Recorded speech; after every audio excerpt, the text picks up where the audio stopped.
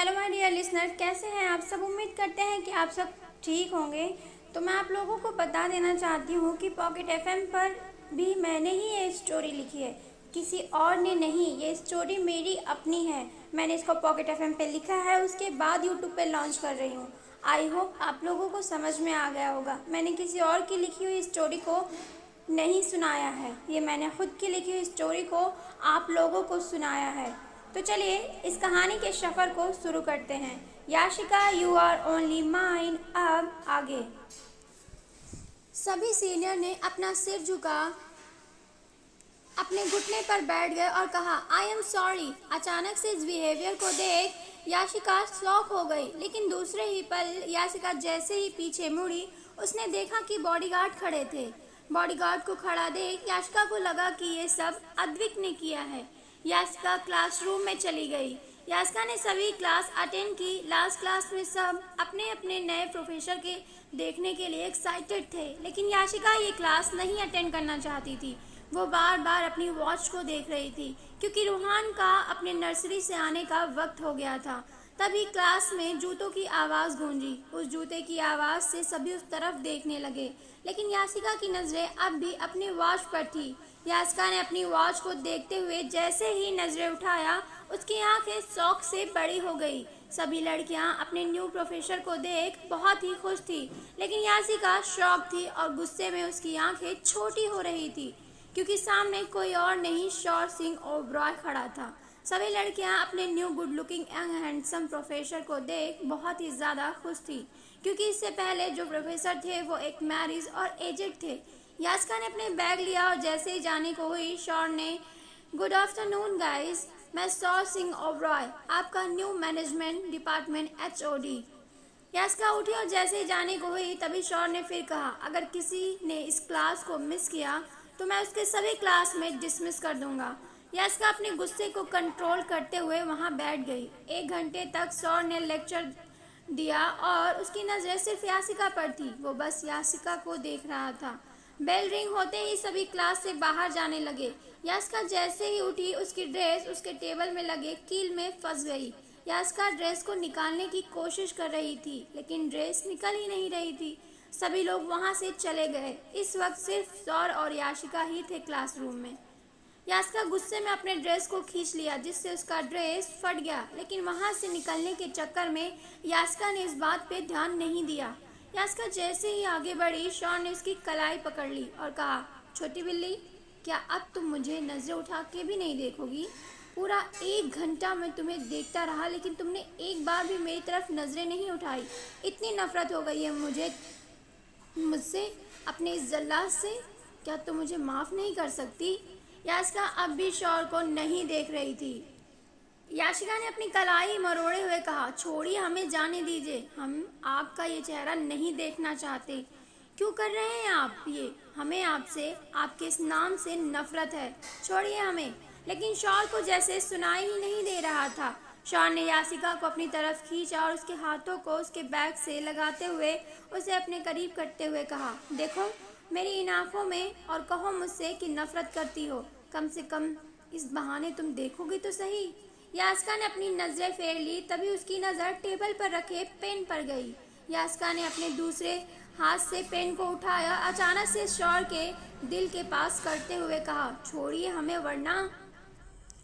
शौर ने मुस्कुराते हुए कहा, वरना क्या करोगी? मारो ना। अगर तुम्हें इससे खुशी मिलेगी तो मैं तुम्हारे हाथों से एक बार क्या 1000 बार मरने को तैयार हूँ। याशिका ने पेन हाथ में ले तो लिया था, लेकिन उसके अंदर हिम्मत बिल्कुल नहीं थी कि वह शौर को हार्म करे। शौर ने अपने दूसरे हाथों से याशिका के उस हाथ को पकड़ा जिसमें याशिका ने पेन को पकड़ रखा था, और उसे अपने दिल के पास साइड वाले ही साइड के करीब ले जाने लगा। याशिका अपने हाथों को छुड़ा रही थी, लेकिन शौर ने स्माइल करते हुए कहा, मारना चाहती थी तो फिर मारो ना, और ज़बरदस्ती उस पेन को अपने सीने में चुभा दिया। शौर की चेस्ट से खून तर कर गिरने लगा, लेकिन उसके फेस पर जरा से भी सिकन नहीं आई। धीरे धीरे वो पेन शौर के सीने में चुभ गई। याशिका ने पूरी ताकत लगा शौर को दूर झटका और खींच के एक थप्पड़ उसके गालों पे लगा दिया और चीखते हुए कहा, बंद कीजिए तमाशा। अब तो जाने दीजिए, क्यों कर रहे हैं आप ये? माफ़ी चाहिए आपको? माफ़ी चाहिए? ठीक है, माफ़ करूँगी। मेरी माँ को, मेरे पापा को और मेरे भाई को मुझे वापस कीजिए अभी। शौर की नज़रें झुक गई और वो अपने घुटनों पर बैठते हुए अपने हाथों को जोड़ते हुए कहा, मैं नहीं कर सकता ये। मुझसे जो हुआ मैं उसे नहीं बदल सकता। याशिका ने जैसे ही ये सुना उसने अपने आप को संभाला और चीखते हुए कहा, तो फिर मुझसे माफ़ी की उम्मीद भी मत करिए। मुझे अकेला छोड़ दीजिए। और जैसे ही जाने को हुई शौर ने एक बार फिर उसकी कलाई पकड़ ली और उसे अपने सामने किया और खड़ा हुआ और कहा, रुको। यास्का अपनी लाल लाल आंखों से शौर को घूर रही थी। शौर ने अपनी जैकेट निकाली और उसके कमर पर बांधते हुए कहा, तुम मुझसे चाहे जितनी नफरत करो लेकिन मैं तुम्हें नहीं छोड़ूंगा। यास्का, तुम सिर्फ और सिर्फ मेरी हो। तुम्हें मुझे अपना मानो या मानो, लेकिन मैं तुम्हें अपना मानूंगा। ये पूरी कायनात भी चाहे ना तो भी शौर को उसकी यासिका से अलग नहीं कर सकती। तुम बेपनाह नफरत करो और मैं। इतना कह शौर खामोश हो गया और लंबी सांस लेते हुए कहा, और मैं तुमसे बेपनाह मोहब्बत करता हूँ। देखते हैं मेरी मोहब्बत की आग में ज़्यादा तपिश है या तुम्हारी नफ़रत की आग में ज़्यादा तपिश है। मैं हार नहीं मानूंगा। नफ़रत से शुरू ये कहानी मोहब्बत पर ही ख़त्म होगी। ये तुम्हारे शौर का तुमसे एक वादा है। यासिका गुस्से में खड़ी शौर की बातें सुन रही थी। शौर ने यासिका को हाथ छोड़ दिया और कहा, जाओ। यासिका वहाँ से चली गई। यासिका के जाते ही शौर ने अपने दिल के पास हाथ रख लिया और अचानक से घुटनों पर बैठ गया। उसका शर्ट खून से रंग चुका था। तभी कुछ देर बाद वहाँ फहद आया और शौर को इस हालत में देख घबराते हुए कहा, बॉस, आपने अपनी क्या हालत बना रखी है? वो लड़की है, आप उसे जाने क्यों नहीं देते? अगर वो आपके साथ नहीं रहना चाहती तो क्यों आप उसका पीछा कर रहे हैं? जाने दीजिए। फहद की बातें सुन शौर ने कहा, नहीं जाने दे सकता। आज एहसास हो रहा है मुझे कि मैं उसके बिना सांसें भी नहीं ले सकता। वो मेरा पहला और आखिरी प्यार है। आज मुझे मेरी सांसें बोझ लग रही हैं। जानते हैं क्यों? क्योंकि वो मुझे इस हालत में छोड़ के चली गई। मैं नहीं जानता कि क्यों मेरा दिल अब भी मुझसे कह रहा है कि वो मुझसे नफरत नहीं करती। फहद ने चिढ़ते हुए कहा, आपसे प्यार भी नहीं करती? आप क्यों उस जैसी लड़की पर अपना टाइम वेस्ट कर रहे हैं? शौर ने जैसे ये सुना उसने फहद का कॉलर पकड़ लिया और कहा, फहद, अपनी हदें मत भूलो। वो प्यार है मेरा। वो चाहे जैसी हो, मुझसे कितनी भी नफरत क्यों ना करे, मैं उससे हमेशा प्यार करता रहूँगा। मैंने जो उसके साथ किया है उसके बाद अगर वो मेरे साथ ऐसे रहती है तो भी मुझे फ़र्क नहीं पड़ता। फहद ने कुछ नहीं कहा और लंबी सांस लेते हुए कहा, लायला विला में सभी लोग अपनी हुकूमत करना चाहते हैं। अगर आप ऐसे ही रहे तो एक दिन सब कुछ खो देंगे और वो सिवान सब कुछ छीन ले जाएगा आपसे। शौर अपने आप को संभालते हुए उठा और गुस्से में अपने दांतों को पीसते हुए कहा, शेर घायल जरूर है लेकिन मरा नहीं है। मेरी छोटी बिल्ली का है सब कुछ और मैं उसे सब कुछ वापस करूँगा। एक बार फिर मैं उसे यासिका रावत बनाऊँगा। रावत खानदान की इकलौती बेटी, रावत एम्पायर की फ्यूचर सीईओ थी वो मैं, और अपनी हर एक गलती को सही करूँगा। शौर उठा और वहाँ से चला गया। ये कैसा प्यार है जो इतनी तड़प के बाद भी आपको जिंदा रखा हुआ है?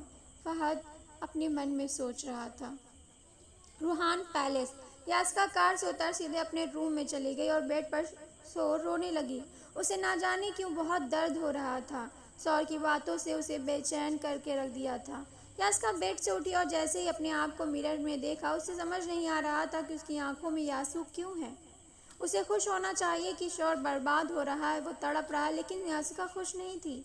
यासिका ने जैसे ही अपने हाथों को उठाया उसकी नज़र अपने हाथों पर गई। उसके हाथों में खून लगा हुआ था जिसे देख यासिका के कदम पीछे हो गए। उसकी आंखों के सामने शौर के सीने के पास से गिर रहे खून का पल किसी फिल्म की तरह घूम उठा। यासिका ने जल्दी जल्दी अपने हाथों को रब करने लगी, लेकिन पल जैसे उसके माइंड को हिट कर रहा था। यासिका अचानक से ज़मीन पर बैठ गई और कहा, क्यों? ये क्या हो रहा है? हमें उन्हें दर्द में क्यों नहीं देख पा रहे हैं? तभी रूम का डोर पर नॉक हुआ और रूहान भागता हुआ आया और पीछे से यासिका के गले में लिपटे हुए कहा, मम्मा। यासिका ने जल्दी जल्दी अपने आंसुओं को साफ किया और रूहान को अपने सामने ला उसे गले लगा लिया और ज़मीन से उठ बेड पर बैठ गई। यासिका अपनी झूठी मुस्कान के पीछे अपने सभी गम को छिपा लिया। यासिका रूहान के साथ खेल रही थी और इन दोनों को एक दूसरे के साथ इस तरह खेलते हुए देख अद्वैत डोर पर खड़ा मुस्कुरा रहा था। यासिका के उड़ते बाल, उसके हिलते ओठ और उसकी आंखें जो हल्की सी सूजी हुई थी अद्विक को बहुत ध्यान से देख रहा था और उसके होठों पर एक छोटी सी स्माइल थी। लेकिन दूसरे ही पल उसकी नज़र यासिका के कमर पर गई जहां शॉल की जैकेट बंधी हुई थी, जिसे देख अद्विक का फेस सख्त हो गया। शिवांश बैठा अपने फ़ोन में वही वॉइस रिकॉर्डर सुन रहा था। तभी किसी ने पीछे से उसके शोल्डर पर अपना हाथ रखा। हाथ के टच होते ही शिवांश पीछे मुड़ा तो उसके पीछे माहिरा खड़ी थी। माहिरा को देख शिवांश ने एक डेविल लुक दिया। माहिरा के हाथ धीरे धीरे शिवांश के चेस्ट की तरफ बढ़ रहे थे। माहिरा ने मिनी ड्रेस पहन रखी थी जिसकी लेंथ उसके थाई से ऊपर थी। माहिरा अपने हाथ को लगातार शिवांश के चेस्ट पर फेर रही थी। शिवांश ने स्माइल की और माहिरा का हाथ पकड़ उसे आगे कर एक झटके में खींच अपनी गोद में बैठा लिया और उसके हाथ इस वक्त माहिरा के थाई पर चल रहे थे। शिवांश के गर्म टच से माहिरा एक्साइटेड हो रही थी। माहिरा को इस तरह एक्साइटेड होता देख शिवांश उसे और टीज कर रहा था और एक झटके में शिवांश ने माहिरा को सोफे पर पटक दिया और उसके ऊपर आ गया और एक झटके में अपने होठों से माहिरा के होठों को दबा दिया और किसी जंगली जानवर की तरह वह उसके होठों को चबाने लगा। शिवांश लगातार माहिरा के होठों को चबाए जा रहा था। वो किसी खूंखार भेड़िए की तरह उसे शक कर रहा था। दोनों ने उस सोफे की हालत ख़राब कर दी थी। शिवांश को देखने से ऐसा लग रहा था जैसे न जाने कितने दिनों से उसे उसका। शिवांश ने माहिरा को अपने गोद में उठाया और उसे अपने साथ लिए अपने रूम में चला गया और उसे अपने बेड पर पटक उसे अपने कपड़े को फाड़ कर अपनी बॉडी से अलग कर दिया और दूसरे ही पल उसने माहिरा के भी कपड़े ऐसे चीर फाड़ डाले जैसे किसी जंगली जानवर ने नोचा हो और वो खूंखार भेड़िए की तरह माहिरा पर टूट पड़ा। शिवांश माहिरा के अंदर इतना वाइल्डली एंटर हुआ कि माहिरा की जान निकल गई। माहिरा की चीख से वो पूरा विला एक पल के लिए गूंज उठा। लगातार 3 घंटे तक इंटीमेट होने के बाद जब शिवांश थक गया तो वो बेड पर पेट के बल सो गया। माहिरा बेजान सी बेड पर पड़ी थी। उसके बॉडी पर नाखूनों के निशान थे। कुछ निशान तो ऐसे थे जिनसे खून रिस रहा था। दोनों थक कर सो गए। रूहान बिला। यासिका की कमर पर बंधी जैकेट को देख अद्विक का खून खौल रहा था। अद्विक गुस्से में लाल हो रहा था। अद्विक ने सख्त आवाज में कहा, रूह, आप बाहर जाइए, अपनी क्लॉथ चेंज करिए, फ्रेश होइए, उसके बाद मम्मा के साथ लंच कीजिए। इस तरह अद्विक के सख्त लहजे को देख यासिका को अच्छा नहीं लग रहा था। रूह ने मायूस होते हुए कहा, ओके पाई, और वहां से चला गया। रूह के जाते ही अद्विक ने डोर बंद किया। अद्विक के डोर बंद करते ही यासिका उसे अजीब नजरों से देखने लगी। अद्विक डोर बंद कर जैसे ही आगे बढ़ा, यासिका ने घबराते हुए कहा, ये क्या कर रहे हैं आप? आपने डोर क्यों बंद किया और आप मेरे पास क्यों आ रहे हैं?